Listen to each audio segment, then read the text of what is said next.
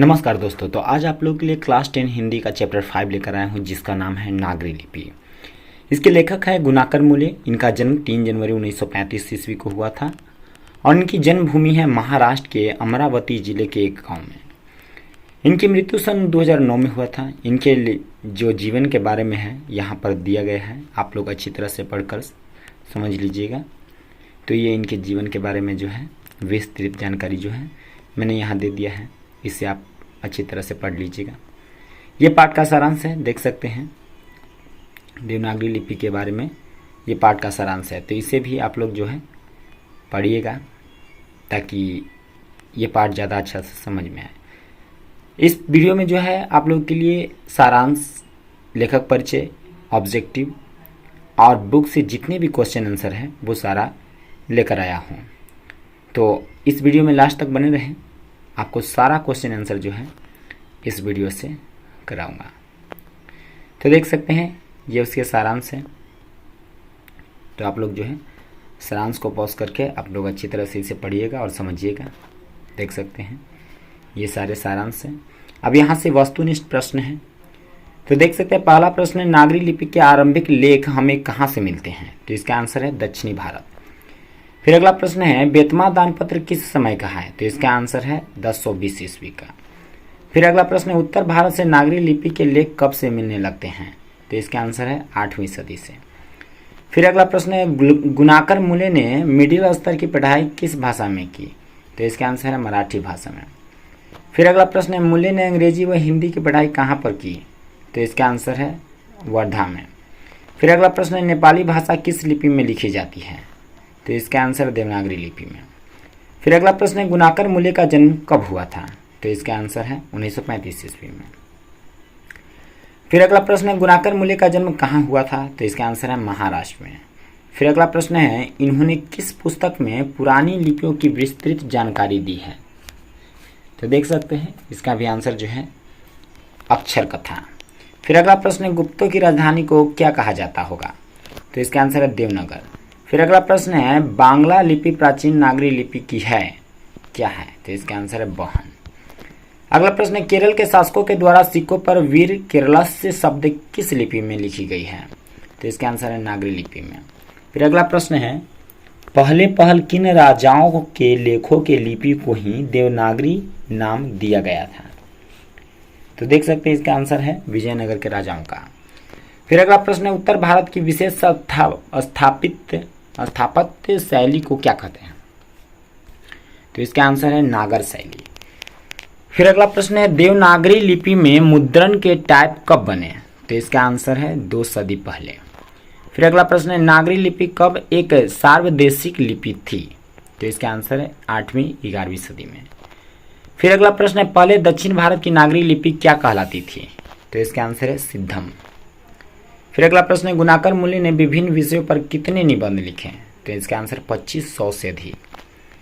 फिर अगला प्रश्न है, भारतीय लिपियों की कहानी किनकी प्रसिद्ध रचना है? तो इसका आंसर है गुनाकर मुले की।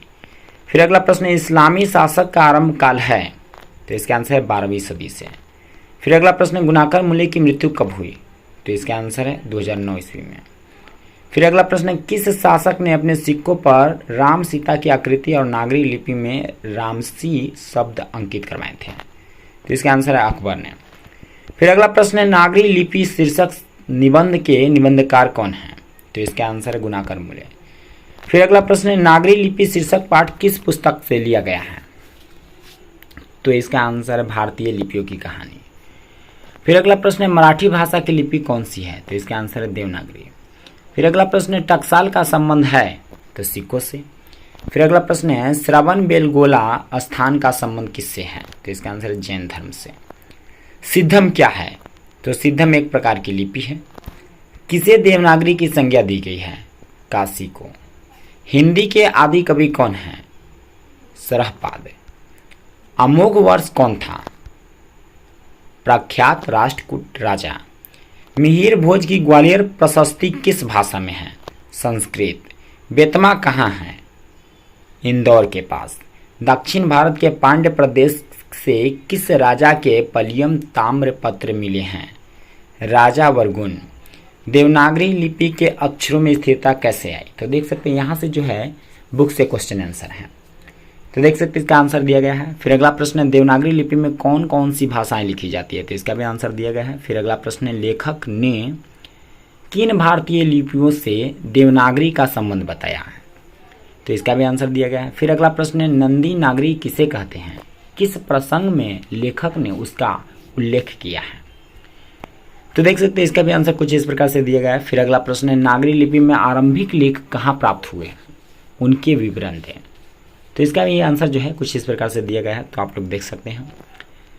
फिर अगला प्रश्न है ब्राह्मी और सिद्धम लिपि की तुलना में नागरी लिपि की मुख्य पहचान क्या है, तो देख सकते हैं इसका आंसर दिया गया है। फिर अगला प्रश्न है उत्तर भारत के किन शासकों के प्राचीन नागरी लेख प्राप्त होते हैं, तो इसका भी आंसर दिया गया है। फिर अगला प्रश्न है नागरी को देवनागरी क्यों कहते हैं, लेखक इस संबंध में क्या बताता है, तो इसका भी आंसर दिया गया है।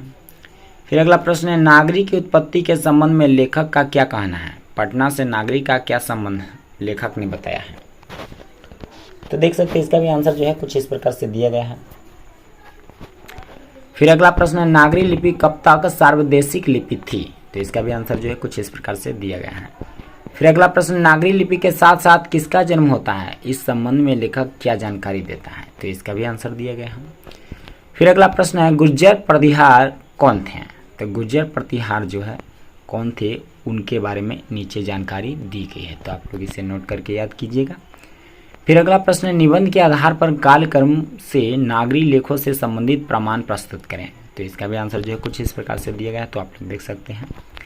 यहाँ से है भाषा की बात, तो यहाँ से जो है दिया गया है कि निम्नलिखित शब्दों में संज्ञा बनाएं, तो ये जो है व्याकरण से जो कि बुक से ही है लेकिन यहाँ व्याकरण वाला है, तो देख सकते हैं व्याकरण के क्वेश्चन आंसर, तो इसे भी आप लोग नोट करके याद कीजिएगा। ये व्याकरण पर्यायवाची उल्टा शब्द और विभिन्नार्थक शब्द ये सब जो है, तो इससे आप लोग नोट करके याद कीजिएगा। यहाँ शब्दार्थ है, देख सकते हैं शब्दार्थ भी दिया गया है। तो इस वीडियो में इतना ही, अगले चैप्टर का जो है अगले वीडियो में लेकर आऊँगा, तो आज भर के लिए इतना ही।